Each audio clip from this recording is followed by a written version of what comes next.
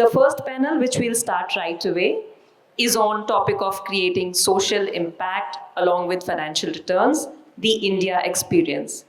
The panel will discuss threadbare the entire issue of whether it is possible to combine impact with return. Can these go together? What is the experience on the ground? Is this scalable? And if it is, how do we take it to the next level to maximize impact? This is a fantastic panel, everyone. We have Mona Kachhwaha, partner, Unitus Capital, and perhaps one of the most experienced impact investors in the country. Joining her are Mr. Venky Natarajan of Lok Capital. Most will know that Lok Capital and Mr. Venky Natarajan have been amongst the early believers in the impact movement in India. Joining Venky is Mr. Bissell, who needs no introduction. He is executive chairman at FabIndia, one of the truly impactful organizations which has tried to integrate social impact and financial performance very centrally into their business model. We also have Mr. Gaurav Kapoor, Head Investments, British High Commission, FCDO.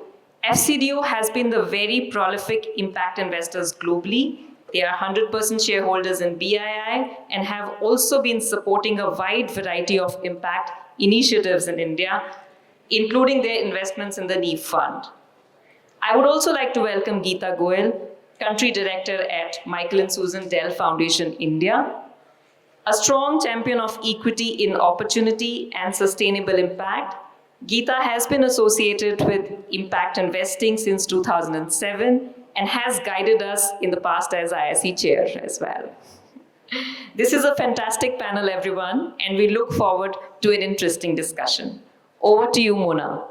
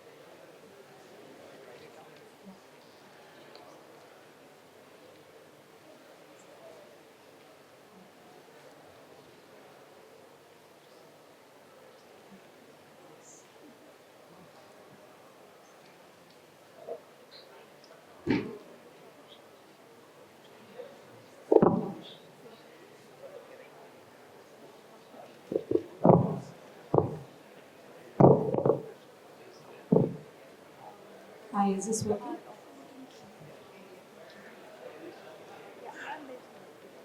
Good morning, everyone. And it's a real pleasure to be part of this Prabhav 2022. I think back at the first Prabhav we had, and what a long way we've come. So congratulations to the ISE team for putting this together. I will start with a few opening remarks just to set the context, and then it'll be over to this wonderful panel that we have here. What we are discussing today is the creation of deep social impacts with financial returns, the India experience. I think we all know that impact investing stems from a concern for social equity and sustainability. And it has three key elements. We'll try to explore some or all of these elements in the course of this discussion. The three elements I allude to are stakeholder value creation, which is going beyond shareholder value creation. So, concern for the community, concern for various stakeholders in the course of the business that you conduct. And outcomes orientation, social and or environmental, which is setting clear goals and tracking for the outcomes to be achieved. And finally, and most importantly, accountability. Impact investing sits beside other forms of capital that is also driven by similar concerns and objectives, such as venture philanthropy, where the range of, where the expected range of returns can be lower. So impact investing is clearly aiming for the same social objectives or environmental objectives, but seeks a different order of financial return in comparison. In India, the growth of impact investments have had their origins in financial inclusion, as we all know, but it has very robustly grown in a variety of different sectors and a variety of different instruments, which is something that we'll try to explore through the journey of some of our panelists here.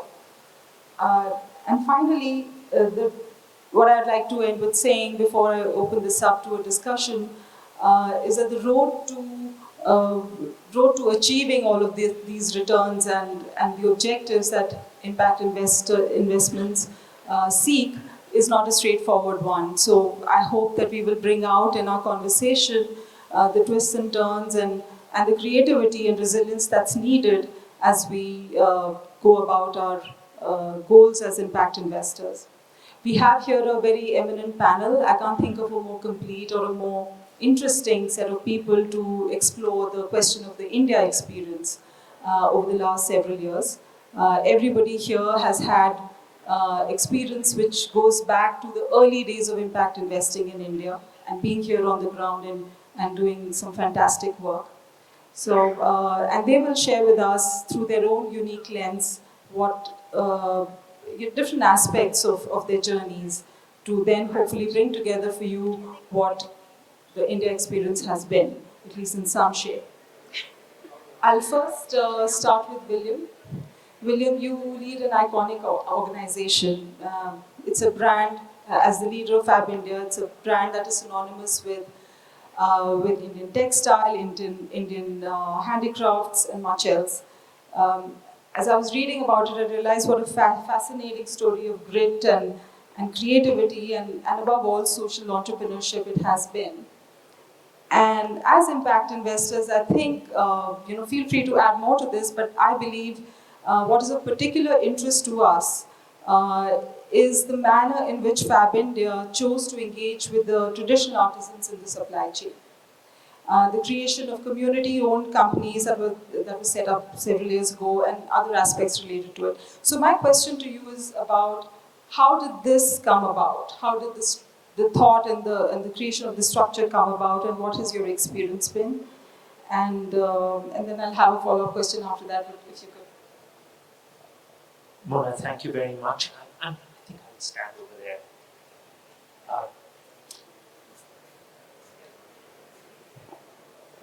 Hi, good morning, everybody. I will just maybe start with my observations because they're very personal. Many of you are heading institutions, so you have a broader base of experience. But when I started looking at raising money as an ESG-focused business, one of the things that I found that there was a real resistance on the part of the traditional investment community. They had all listed ESG as being one of their prime objectives for their funds. But as I got to know them, I sensed this resistance. And one of the fund managers who'd had a lifetime of experience running a fund said, he said, honestly, William, the way we see ESG is it's a necessary evil. I was quite shocked when he said this, and I said, wow, I thought we were all looking, you're looking at ESG. He said, we see it as a necessary evil because, and I think he was honest enough to say that, because he said that, look, we don't see a viable route to returns coming out of this. And he says our job at the end is to be custodians for the money of our pension funds and our other investors. And I really respected that. I said, so why are you doing it? He said, well, it's been forced upon us by the global investment community with climate change, with all the other pressing social issues of our time.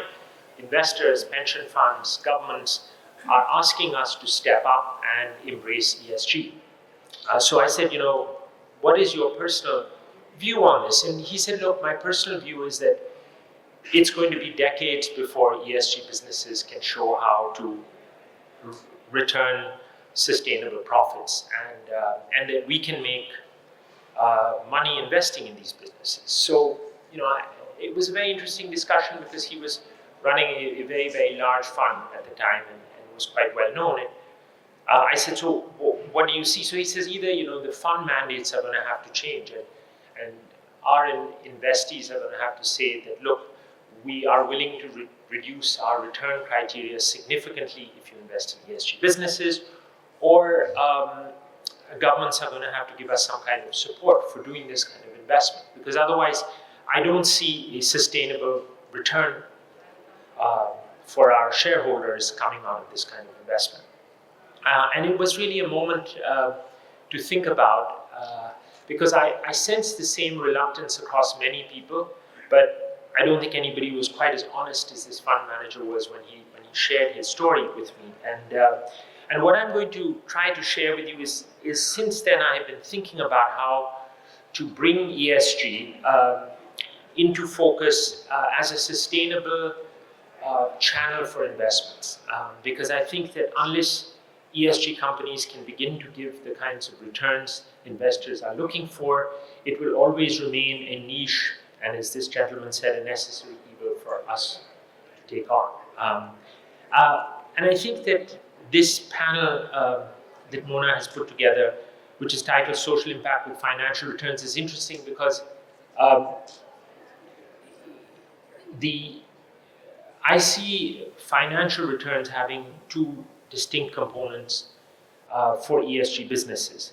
The first component is common to any business, which I feel is made up of three things. When any investor looks at a business, they should start by saying, is there demand for this product or the service this business creates? I mean, does it fulfill a need? The second conventional parameter is that traditional investors have looked at is what is the unit level economics of this business? Is this a coffee shop company that has scaled up? Each coffee shop is tremendously profitable. If it's scaled up 200 times, will the profits increase exponentially? And the third is really, does the management team have the integrity and discipline to execute at scale and while focusing on the key performance indicators of the business? Now, this is the promise that investors, and it lies really at the heart of investment finance, and it's been a model that has been very successfully followed for decades, and it has these three pillars. Now, I would venture that if you are looking at building an ESG focused business, you have to add two more pillars to these existing three pillars. And I think the first point where ESG businesses run into a problem is they lose sight of these three basic rules. One is the rule of demand and the need your product fulfills. The other is the rule of unit level economics, and the third is the ability to scale the business. Now, I think that whether you're looking at a conventional business or an ESG-focused business, this is core to understanding the business and investing in it. And this doesn't go away because you're an ESG company. In fact, the emphasis on this becomes even stronger because in addition to this, ESG companies have to carry an additional load of two more, in my opinion, criteria which are necessary. One is how close is the social mission and social objective of the business built into the core of the business? I mean, is the business producing a good or product, and part of the funds from that are going into a social enterprise? I would say that's a non-core ESG business.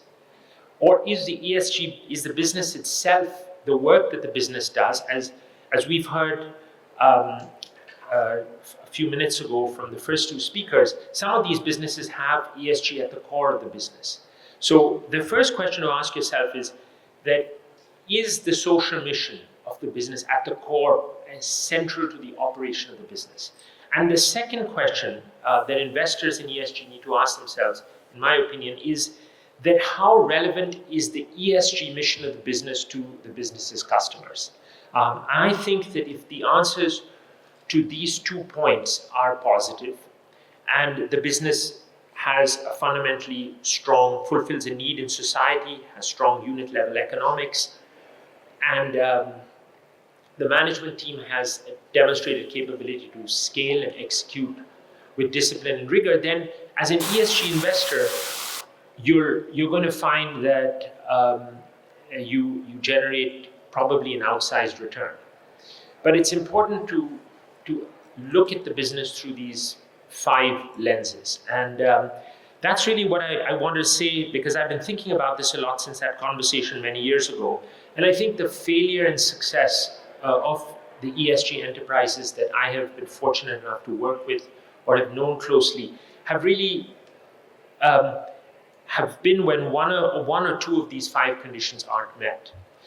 And when I look at the ESG enterprises that have succeeded over time, it's because each of these 5 criteria are met, and then the chances of that ESG business generating good returns for investors is very strong. So I leave you with this thought, and thank you.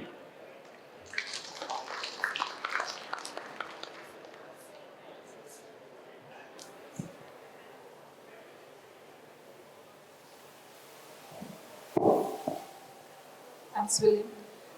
So clearly the centrality of social objective and social mission is one key factor for, essentially should not be something that is sort of imposed or something that is not inherent and not core to the business that you're running.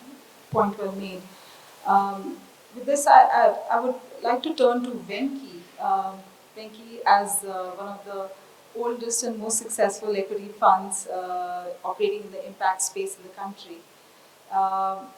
You have invested in a variety of companies, and the characteristics that William talked about you would have seen many times. Sometimes the social mission is core, sometimes it is not. But importantly, across the 3 fund cycles that you've already seen and now embarking on the 4th one, I believe your Lok's experience, your own personal experience of having done this over the length of time is a very important case study in understanding, especially for those who are starting out now or are relatively younger in their journeys as impact investors and asset managers in this room. So to understand the India experience through your eyes would be, I think, a great takeaway if they can do that at this conference. Can you share your thoughts on value creation? William also talked about it, and he pointed out the one key aspect of socially oriented organizations, whether or not they can create value or not. And by value, I mean both shareholder and the broader stakeholder value. So people in the supply chain, your customers going beyond just the product and service that they consume. And has your experience been different across sectors? If you can maybe address it broadly, and if you choose to address it by different sectors that you've invested in. Thank you.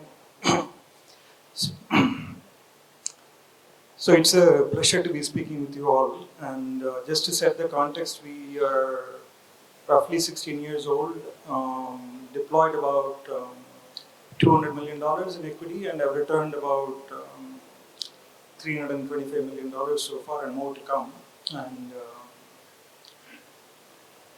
so when we started in 2006, actually none of us thought we would make money. And see, we were all coming back from more traditional PEVC, more corporate setups, wanting to do and make a difference in India, and clearly wanting to be part of the development of India's story. And so, in fact, I jokingly say that the first carry letters that we all got, we actually threw it in the dustbin, because we never thought we will make any money out of carry at that time. And very quickly, within like 2-3 years, things changed so dramatically. We started seeing value, and in addition, in parallel, I would say that our shareholders also started seeing more value in doing these type of investments in India, because for most of us, or some of us in this room, it all started with microfinance. And this is, I'm talking about 2005 to 2009 time frame, where it was a journey of extraordinary speed and acceleration, resulting in a crash in 2010, and subsequently a rebuilding, diversification, and all of us understood the risks of operating in a single sector and investing in a single sector, and a sector which is also politically very sensitive. And so, despite those challenges, how do you really make money? That became the objective. And I think most of us around the table, who are the original 4 or 5 impact investors in India, along with Geeta here, we all made reasonable financial returns. So Mona, one of your questions is around how do you really create value for the other stakeholders in the ecosystem. So it is important to understand at the end of the day, the end consumer whom we are delivering our products or services, their livelihoods and making an impact on them is probably more important than anything else in order for us to fulfill this mission. And sometimes through this journey, we have felt that are we doing the right thing, especially when one of our companies is pricing their product slightly not very comfortable for the end consumer. This can happen particularly in sectors like healthcare or education. And since many of them are fairly unregulated at this point of time. So I think it is our voice which has to be heard loud and clear on these boards and other strategy meetings to make sure that we are not acting in any detrimental interest of the end consumer. And in addition, there are situations where we have found that our founders, that the people who we back, some of them have very genuine, real interest in delivering an impact, and we believe that it is also our responsibility to support them as much as possible. One of the examples which I can mention is about 6-7 years back, we invested in a company where he really wanted to deliver a loan product for the people who are vending stuff on carts. And they don't have a permanent place of business. And clearly these loan ticket sizes are even smaller than typical microfinance loan ticket sizes. So there is no way this product can ever become profitable, but even if it scales rapidly, we felt that it will not be profitable, but we still supported this founder in order to make sure that he is able to deliver this. I think there are other products that this company was delivering which anyway were making us lots of money. So using a cost subsidy model, we made sure that we were able to deliver something for the end consumer. And also in addition, this founder can pursue this his intention in the right way. So I think some of these things we will never be able to quantify and say this is how much we have delivered. Because if I look at the number of cart pullers, probably it is 2,000 a number that they worked with and probably continue to work with today. But at the same time, this keeps them going, and this keeps them really focused on the business in the right direction. So we believe that we had to support it.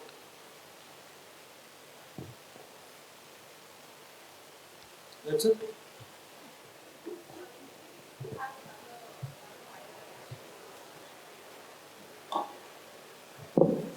Venky, as a follow-on, so you talked about the quality and the orientation of the founder.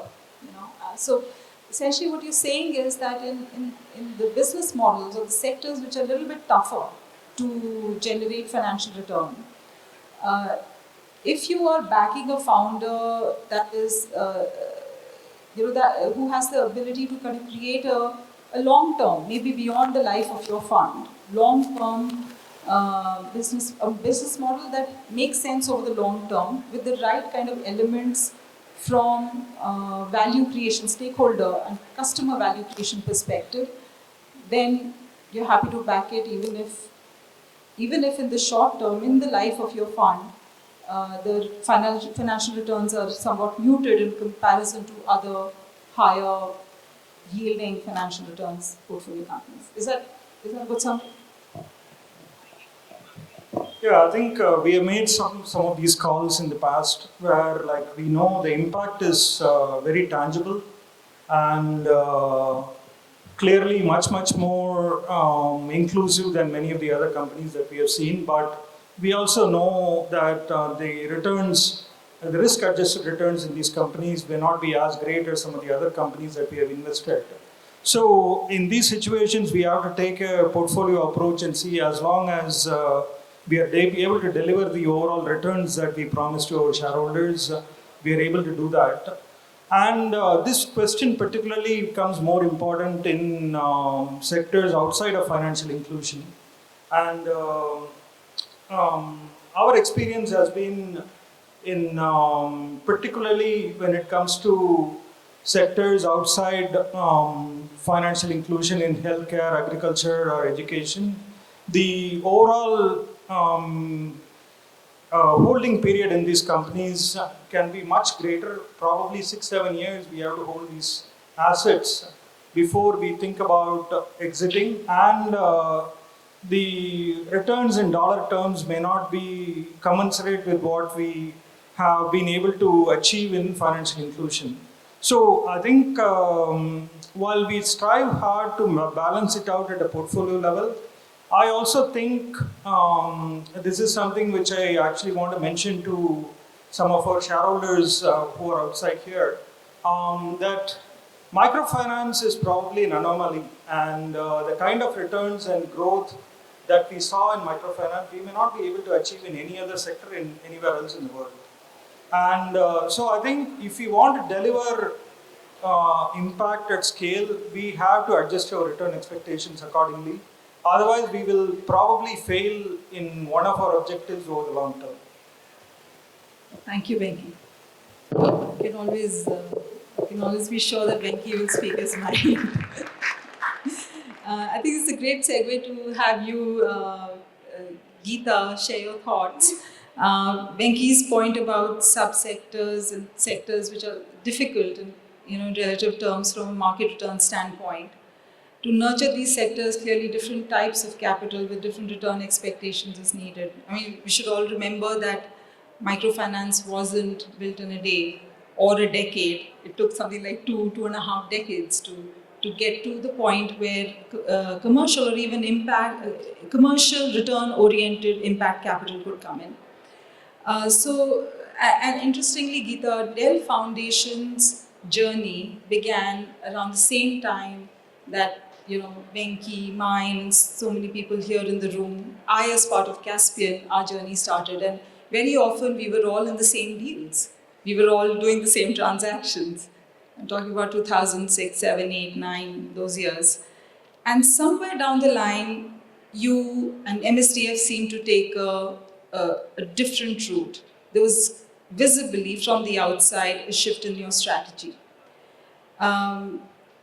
Can you walk us through your journey through this period? Was there a shift in strategy? What was it? What did you choose to focus on? And was there a strong foundation lens involved here? And yeah, thank you.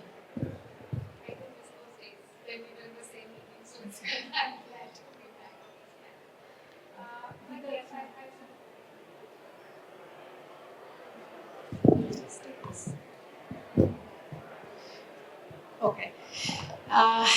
Yes, Mona, to your point, we did take a slightly different journey, but not as different as it looked from the outside. So maybe I'll delve into it. But maybe I'll just take a step back and talk about the tripod of risk, return, and impact, which is being talked about a lot in global mainstream investing, and saying how all investing has to balance out these three legs now rather than just the risk return. And I don't think, forget the impact community for a moment, but as an investing community, we are not ready to take that tripod approach. I think everybody's trying to play a three-legged race on that rather than a balanced tripod, because each lever is pulling, the equation in different directions.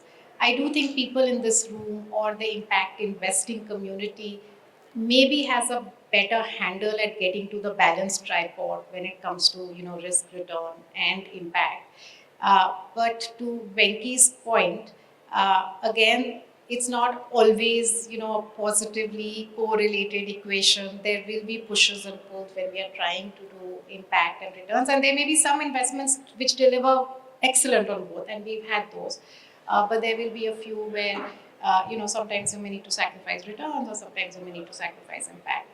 And I think as fund managers in this room or in the impact community, the way we deal with it actually flows back into the flow of capital. And I see like 4 points there.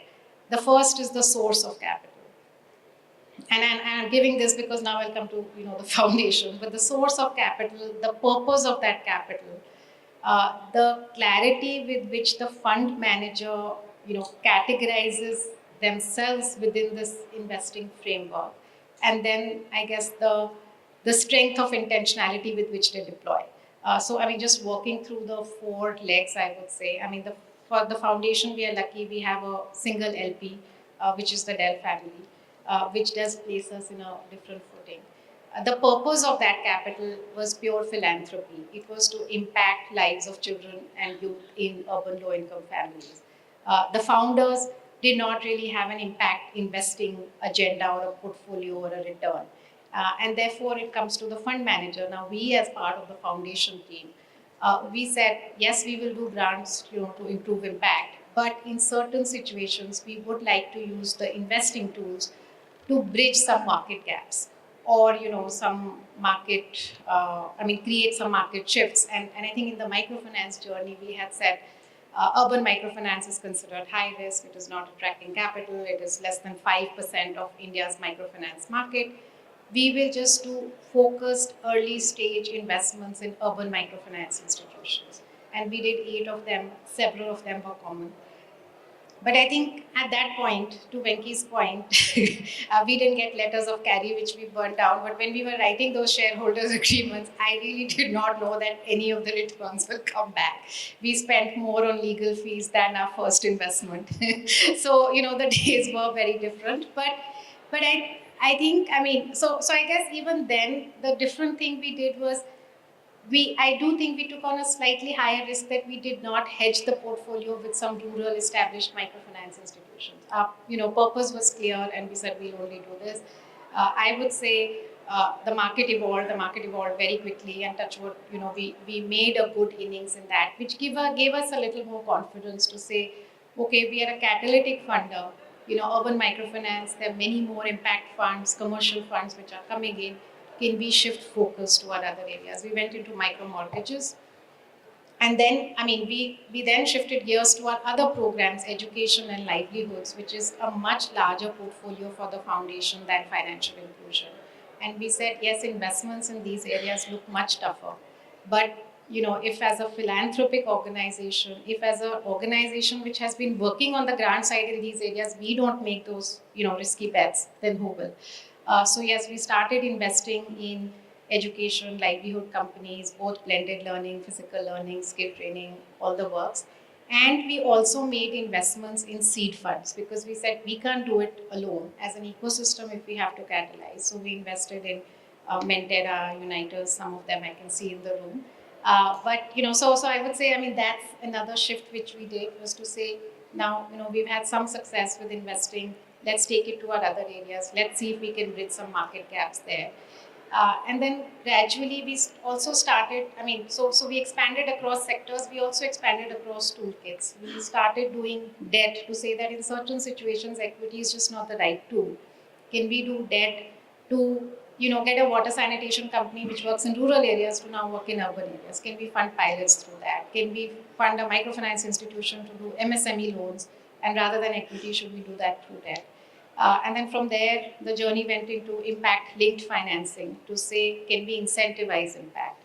Again, I do think we are very fortunate that we have a flexible pool of capital within the foundation. So, we can combine in certain cases grants, high-risk capital, and then from impact-linked financing, the journey went to guarantees. Where again we say we'll take the first risk, and some of the other impact investors can actually come in and take the second risk, and that's how the economy grows.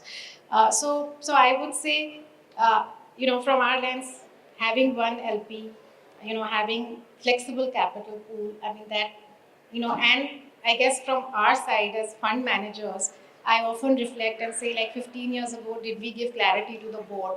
What are we trying to do? Did we say, like, subject to certain impact thresholds, we will maximize returns? Or did we say, subject to, certain returns, we will maximize impact? I don't think we were clear then. I would say we added a third lens of saying, we're definitely an impact first, but even subject to a certain impact, we try and continue to maximize impact and make reasonable returns. So there's a little bit of confusion there. I would acknowledge that. And then we bring in this other lens that philanthropic capital is very limited, and I'm also speaking for the CSRs in the room. Let's use that, more judiciously, and therefore always say that, is there a need for this capital? Is this capital playing a special role? And therefore, from our own capital, I feel as we look at the ecosystem, there are different levels of capital or pools of capital which need to come together to really make it work, including, philanthropic capital, CSR capital, DFI capital, fund managers. So it's a journey which needs to go through that four funnel of what is your source, what is the purpose, where does the fund manager position themselves, and then how do they deploy. I will just end with saying we're about $100 million in terms of impact capital. We've of course deployed $250 million in India, but 100 million is on the investing side. We may have about 30, 35 active investments today. I'm very proud of the fact that, on additionality or the value added, I feel we've done great service to that. I feel we've done great service to impact as well. On returns, we've not returned 2x or 3x like Lok, but I feel we've done reasonably well. 6-7 of our investments have exited with 20% plus IRR. We've written off 4-5 investments, so I think we've balanced the risk and return. But it's a long way to go, both for the foundation and the sector. So. And more power to you, Geeta, because clearly, from what you described,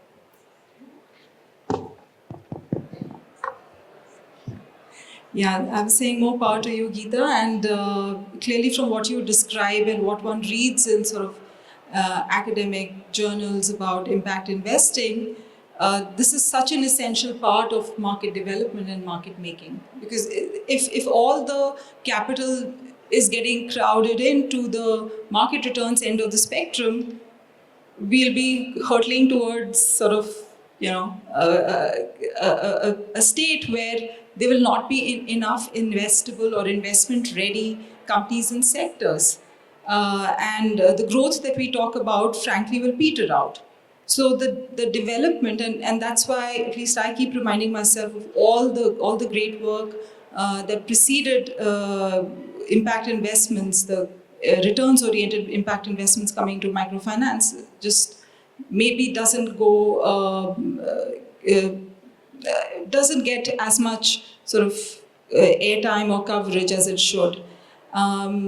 So the blended returns or the varied returns kind of capital is absolutely essential. I hope there are more foundations out there that are able to emulate what MSDF has done. This is another great segue to kind of go into the other aspect that we can explore, thanks to Gaurav, you on this panel, is that of the DFIs. And DFIs have played a critical role not just in India but all over the world. In the 2019 GIN report, the size of total global impact investing was estimated at about 500 billion, and about 27% of that came from DFIs, from a much smaller number of institutions compared to other forms of institutions. That's really sizable. But also what the number does not reveal is the catalytic role that DFIs play. I think a vast majority, maybe most of impact asset managers here and the country in general owe their existence to DFIs. Most of us would not have come into existence hadn't the first DFI not written that first anchor check. As FCDO and as a key shareholder of BII, you have supported the impact ecosystem in India in a variety of ways. Could you talk to us about your assessment of India's performance as an impact hub in the global context that you see? And it would be really useful for the audience here to understand what is FCDO's current focus areas and your plans going ahead. Thank you, Mona. I just want to take a moment to say that we mourn profoundly the passing of our cherished sovereign, Her Majesty the Queen. And much of the values that I see that this group and this room represents were also, they shown and were exemplified in her life and work in that sense. I just want to take a pause and start with that. On your question, yes, the impact industry overall in terms of the funding has been quite focused on DFI money, but at least in proportion, like you said, it is perhaps still a smaller part. With GIN in 2019, we also did a separate study on South Asia and the markets in South Asia. And what we realized was actually the proportion of DFIs here and the kind of impact or influence they've had in terms of supporting and nurturing the sector has been tremendous. And it's been almost like 3/4 of the money to more has come from DFIs in this. And that includes, of course, our own self and the likes of FMO and others who are in the market. So I think that's also, it's also in some ways good, but it's also a problem that we must address in terms of trying to make sure, like other panelists have said, that we diversify the funding streams that are coming to the space to be able to catalyze and really create the outcomes that we want to achieve. Now, from a UK government perspective, we do work and we do have several instruments, and we've been working in and with India for of course, decades in this space. We work, and like you highlighted and like Liz mentioned, there is the British international investment work that we do. And there is also the work that we do directly from the bilateral portfolio, which is the capital portfolio that we have, which is almost 330 million. And I will talk a little bit about that in the examples that I quote. But there is also the core contributions that we make to multilaterals, whether it's the World Bank, ADB, and also the special windows that we set up, which are for specific purposes. So for example, whether it's the Green Climate Fund, whether it is special windows through the multilaterals for a specific purpose, a target segment that we want to support, whether it's gender, climate, or any other aspect that we want to highlight. So there are multiple avenues through which we have sort of worked in and with India in that space. I think your question on performance is also interesting because there is really no one dimension that defines performance. It is quite multidimensional, and as others have said, it is about, and for us also, it's a question that we say, how effectively is the capital that is being directed to create measurable, intentional impact in many ways. And I'll give you 3 examples. So we worked in India over long term, say in the microfinance sector. So we've been through the sector, we supported the sector from a grants perspective to begin with, and we had worked on with the technical assistance on the policy side, with the regulator, trying to really make sure transparency, data, all of that came in. And then also from an investment perspective, through ourselves, through investing in either the small finance banks or trying to make sure there were products done through our loan portfolio with bigger institutions that were directed at the women borrowers in the small ticket size at terms which were affordable to them and were able to create impact. And then most recently through also our investments in microfinance institutions, which by the way have turned out and given us very good returns on the commercial side, unexpectedly positive. Now that's one area or one industry, but we've also sort of made impact and we've looked at this tripod from an ex-ante perspective from the lens of geography. So 5 to 10 years ago, for example, we looked at where India was, where is it that our capital could be most productively used, and then we figured out that there were the certain geographies in India which we sort of titled as the low-income states, and some of our funds, like the NEEF fund, were designed and targeted at those areas. We've also partnered with some state governments and their funds and institutions to make sure that that capacity is broad-based and is there in the public sector as well as the private sector to be able to achieve an outcome that we wanted. And there are other examples. For example, we worked with SIDBI, which is the Small Industries Development Bank, to create their first impact fund together with them. And that has given us great examples like a company which now creates, first, of course, of a certain ticket size, but loans from public sector banks in 59 minutes. And that was quite well received by the whole sector as well. So there are such examples. And the last one, and what we are beginning to do more recently, is a thematic focus of intentionality. And that is about trying to focus on climate. So in 2015 or 16, we set up the Green Growth Equity Fund, for example, with Government of India as an NIIF, as anchor investors. And that we think is also impact investment. It may be at a higher ticket size. It is setting up new sectors and coming up with models that affect a lot of the people. It has a commercial sort of baseline because it is drawing in, like I said, international investors into it. But it is creating that impact. And I think we must also make sure that the definitions and how we perceive impact can also be broad-based to include that wider range of investors that we do want to mobilize into the aspect. And I think your final point was on what are our plans going forward. So some of the reflections and learning we've had is about, the scale of India is huge. No matter what we do, there is just so much more that needs to be done. All of the impact industry times 10 is also perhaps less, and we need it now because there are people, there are women, there are children who need that support today, and they need that from all of us, and we can collectively make a difference. So what we think is one, that it is about mobilizing as an agenda, which is very important to us as the government, and we are working with Government of India and other like-minded players to try and see what structures could come in a way that can help support that objective, looking at the different risk-return impact perspectives of other investors. Second is continued and double-down focus on climate and tech, because we want disruptive wins. The old way is not going to work. Linear growth is not what we want. Disruptive wins and openness for solutions is something that we are watchful for. And the last one is also about India's talent is immense. There is huge opportunity for India, Indian innovation, Indian entrepreneurs to go outside of India to solve the world's sustainable development goal issues in that sense. And we're working with India to try and support and scale up those innovations as a third example. Back to you. It's great. Thank you, William.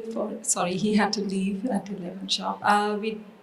We don't have much time left, I believe. We're out of time, or I would have loved to have some questions, but do we have any time at all? Maybe for one? Yeah. Yeah, we do have a few. So if anyone has, yes, please.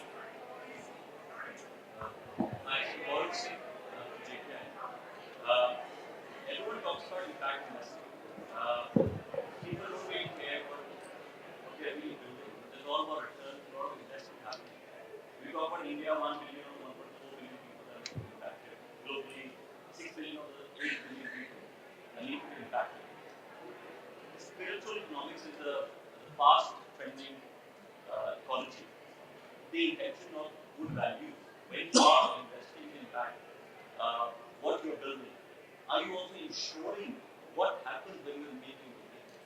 Because the crimes have actually worked in many cases where impact is what done right now. Cultural shifts are happening and around the world. So what are the thoughts around investing in there? This is a huge pool of money sitting in this room. But what is spiritual economics thoughts around how to invest and what are you doing?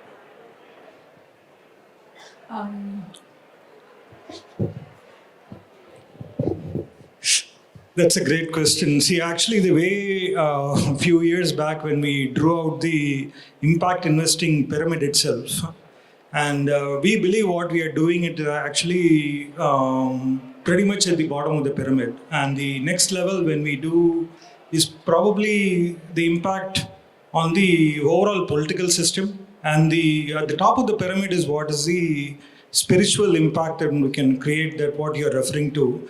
I think it is at least another 50 years down the line. I don't see that happening today.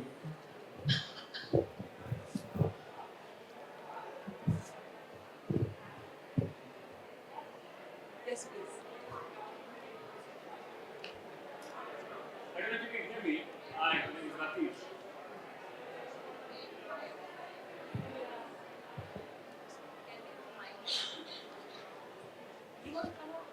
And there's limited time. Yeah.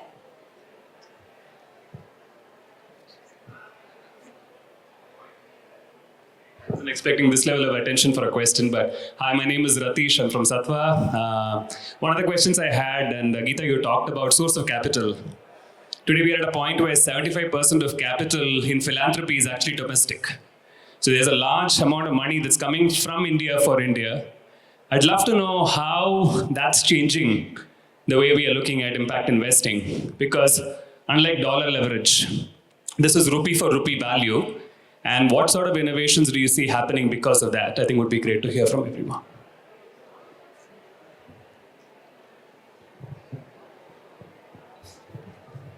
Yeah, I can maybe start and you can add, Mona. So clearly, Ratish, with that pool growing, I think we have much more opportunity for blended finance instruments coming together, whether it's development impact bonds, impact linked financing, performance linked financing. And there is a role for consultants like Satwa to bring these together, because these would be collaborative projects. So as I said, unlike the foundation where we can pool in these pools of capital together, now we will need either fund managers who are in blended finance or other parts of the ecosystem to bring in philanthropic capital plus impact capital plus commercial capital, because I think we need all three. So if we sort of are in the mistake that only one of them will take us through, it will not. So I do think philanthropy, and it will also mean changes in the policy side in our regulations, but philanthropy can also start investing in impact investing, which today's regulations do not allow. Or CSR can start doing returnable grants. I mean, there are many of those instruments which have had impact in other parts of the world. Today, our regulations don't allow, but I do think some pooling of capital till the point the regulations change is still a good. What I'd like to add as far as Indian capital for impact investing is concerned, today, unlike even a few years ago, there are 3 fund of funds in India backed by the government of India that did not exist until recently, or were not as active as they are today. So for those of us raising capital, impact funds with a combination of Indian and foreign capital in their structures, there is a real optionality which didn't exist earlier. So this is what the government is doing, and organizations such as FCDO in partnership with the government is doing. But in addition to that, as far as private capital is concerned, this is not just foundations, but also ultra high net worth individuals or high net family offices, essentially. My sense is that the first baby steps that they're taking, or significant steps that they're taking, is really towards mainstream private equity venture capital, and perhaps impact investing kind of funds is coming into consciousness, yes, but it will really gain momentum a few years down the line. But it's really heartening to see real, substantial Indian capital coming into, and the possibility of coming into impact funds down the line.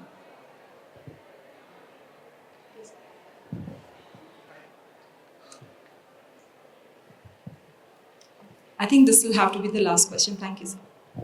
Thank you. My name is Riaz and I represent a company called Extra Cap Fintech. I just wanted to understand, how is technology today going to be playing a role in terms of bridging the gap, especially around impact, because the triad that you're speaking of can now be actually built sustainably. Is there anything or any thought that you have around it? Sure. In fact, we have several sessions planned today which will speak to this question a lot better and in more depth. But absolutely, I think the emergence of different sectors going beyond traditional microfinance, from where this whole journey started, would not have been possible, would not even be in our consideration had technology not really taken off. So it is central, it is the backbone, it is what gives wings to all the ideas today. Yeah, so maybe just a final thought on that. Yes, of course, I think the answer is a big yes. Technology, whether it's artificial intelligence, machine learning, there is just so much of convergence going on, not just devices, hardware, software, integration of data. I think that's huge opportunities combined with, say, diagnostics in all aspects of life that one can imagine.